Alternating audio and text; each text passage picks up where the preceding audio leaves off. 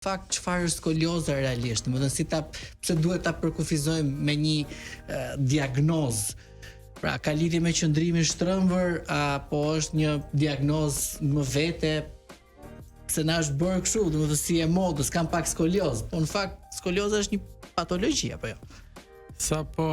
Kur po futeshim në studi, dy veta na thanë që jemi me skolioz. Pra, gjithë thonë që jemi me skolioz. Por problemi është që duhet të ndajmë mënyrën e qëndrimit, e cila ka të bëjë me posturën, dhe skolioza, e cila është një definicion kur deformimi i kolonës diagnostikohet nëpërmjet grafisë. Pra, çfarëdo lloj mënyre e qëndrimit që kemi ne ka të bëjë me mënyrën e qëndrimit të trupit në hapësirë dhe në kohë, por jo detyrimisht me pjesën e deformimit specifik. Pra, jo të gjithë janë me skoliozë, dhe ka nga ata, ashtu siç the ti, që disa tremben në momentin e parë kur e marrin vesh janë me skoliozë, ka disa ata që thonë se të gjithë janë me pak skoliozë.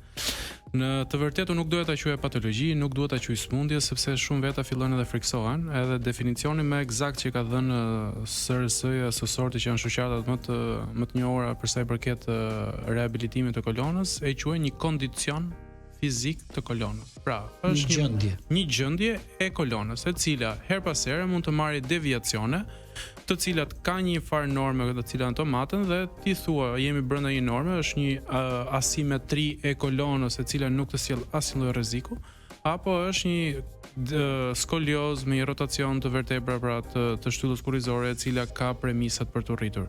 Por realisht ata të cilët janë me skolioz, kryesisht e fëmijët, duhet kemi parasysh që skolioza është një kondicion fizik, siç tham, vetëm progresiv, pra vetëm rritet. Ajo mund të stopojë, por nuk mund të zhbëhet vetvetiu. Kështu që ka disa mënyra të cilat duhet ndërhyrë, dhe një ndër ato të cilat ne bëjmë thirrje vazhdimisht, jo vetëm qershorin, por edhe shtatori, që është një muaj në fillimin e shkollave, ku fëmijët nga mosha 8-9 vjeç deri në moshën 16-17 vjeç, ku ajo diagnostikohet por edhe trajtohet, ne fillojmë japim mesazhe që të bëjnë konsulta rutinë.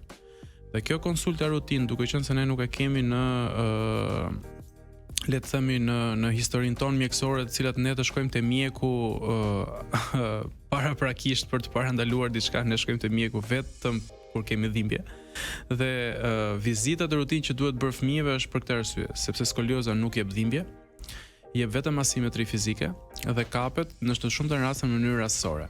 Dhe prandaj, si fëmia të ketë një problem, si mos të ketë një problem, është e rëndësishme që të paktën një herë në vit është e mirë që të bëhet një kontroll i detajuar fizik për të parë mundësinë e deviacioneve, asimetrive trupore, të cilat nesër pas tjetër mund të përkthehen në skoliozë.